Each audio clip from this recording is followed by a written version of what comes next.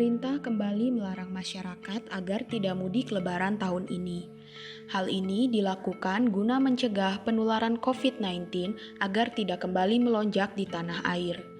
Hal ini tentu mendapat respon yang kurang baik dari masyarakat. Pasalnya, banyak masyarakat yang ingin mudik ke kampung halaman tahun ini, mengingat tahun lalu mereka tidak dapat mudik ke kampung halaman sama sekali. Larangan mudik ini bahkan disampaikan oleh Presiden Joko Widodo melalui akun YouTube Sekretariat Presiden. Presiden Jokowi menyatakan keputusan larangan mudik ini diambil pemerintah melalui berbagai macam pertimbangan. Mengingat tahun lalu terjadi lonjakan kasus COVID-19 setelah 4 kali libur panjang.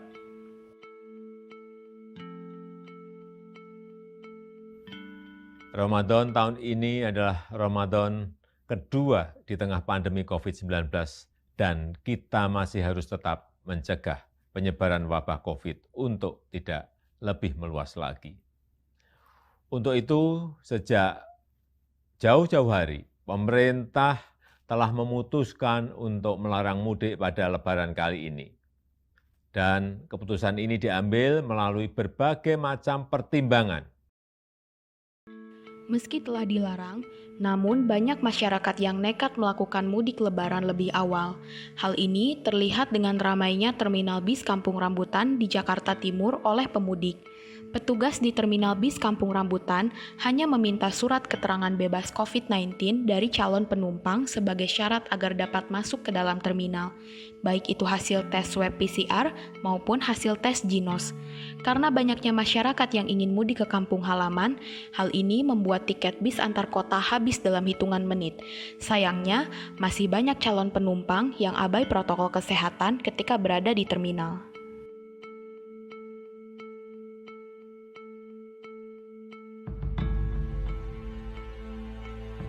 Tidak hanya di terminal bis Kampung Rambutan saja, masyarakat juga berbondong-bondong memadati stasiun kereta api, salah satunya stasiun Pasar Senen yang berada di Jakarta Pusat.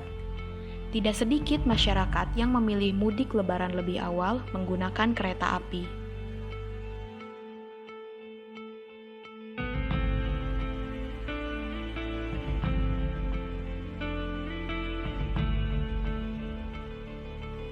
Untuk mengantisipasi lonjakan pemudik, polisi pun akhirnya melakukan penyekatan di sejumlah jalur mudik. Dengan sigap, polisi memeriksa setiap kendaraan yang melintas untuk dimintai kelengkapan persyaratan mudik. Dan bagi para pemudik yang tidak dapat memenuhi persyaratan tersebut, maka diharuskan untuk putar balik. Melakukan penyekatan terhadap para pelaku atau masyarakat yang tetap ingin mudik. Untuk wilayah Polda Metro Jaya, total sekitar 6.500 kendaraan yang sudah diputar balik ke arah Jakarta. Demi terlaksananya larangan mudik tahun ini, akhirnya Satuan Tugas Penanganan COVID-19 menutup beberapa terminal bis antar kota dari tanggal 6 hingga 17 Mei 2021. Namun, bagi bis dalam kota masih diperbolehkan untuk beroperasi.